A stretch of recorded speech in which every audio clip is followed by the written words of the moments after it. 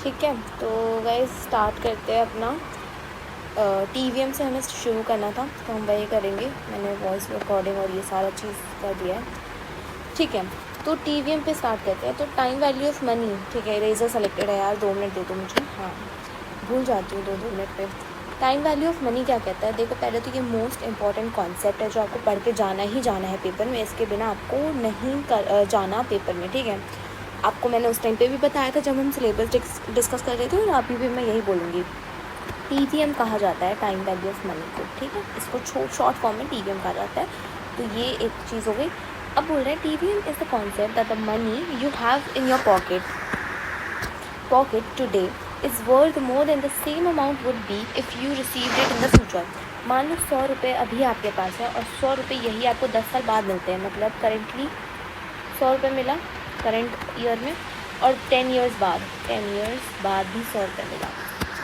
इसका अमाउंट की जो इस अमाउंट की जो वैल्यू 100 रुपये की जो वैल्यू इस टाइम है ना करंट ईयर में, वो ज़्यादा है than the value of money जो 100 रुपये बाद में 10 साल बाद आप लेके घूमोगे, उसकी वैल्यू उस टाइम पे उतनी नहीं रहेगी, वो कम हो जाएगी। तो ये सोच के टाइम वैल्यू ऑफ मनी का कॉन्सेप्ट दिया जाएगा था कि आपके पास मान लो अभी 5 रुपये हैं इस करेंट ईयर में, तो उसका जो वैल्यू अभी रहेगा ना, उसकी जो कीमत इस समय है, वो 10 साल बाद उतनी नहीं रहेगी, ठीक है।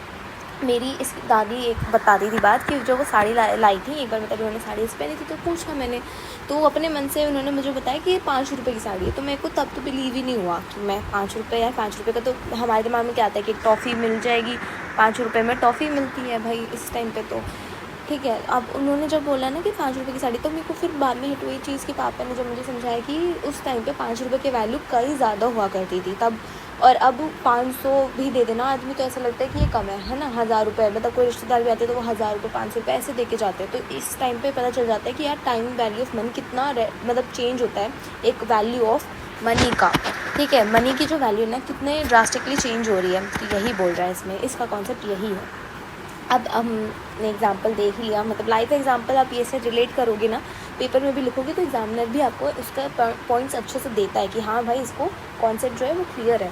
Understanding the time value of money can help you making decisions ranging from which, तो ये बोल रहे हैं इट हेल्प्स। पहले तो ये हेल्प करता है, किस में हेल्प करता है? In making the decision ranging from, कुछ एग्जाम्पल हैं जैसे कि which job has a better salary terms. आपको इससे पता TVM के वजह से आपको पता होगा कि भाई कौन सी जॉब है जो आपको बेटर सैलरी प्रोवाइड कर रही है, क्योंकि आप लॉन्ग टर्म व्यू पॉइंट से देखोगे फिर।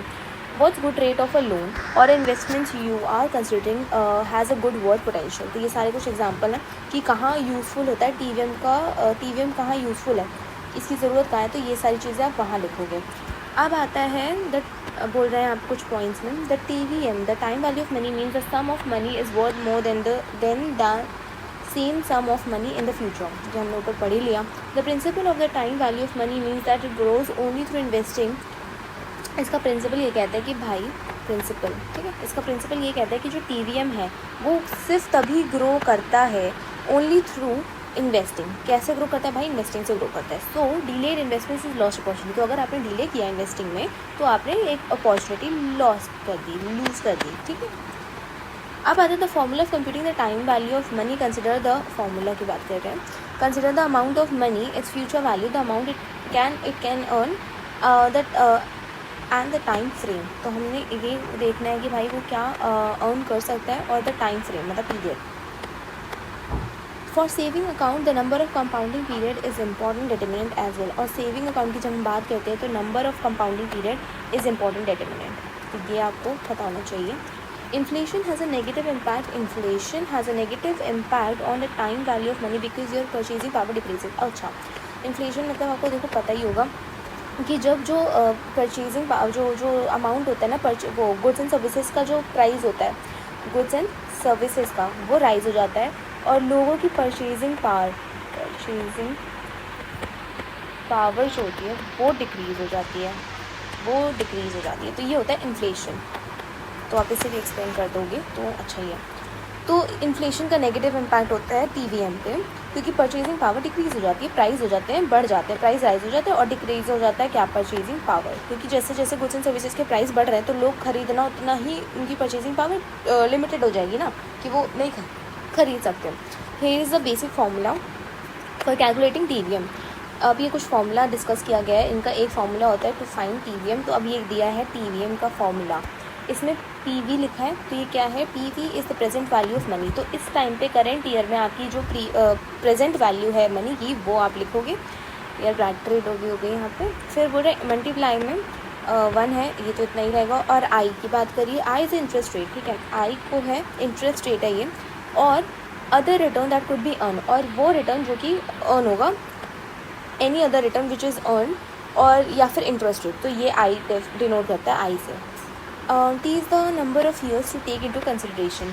टी यहाँ पे नंबर ऑफ़ ईयर्स को डिनोट कर रहा है जो कि आप कंसिडर करोगे।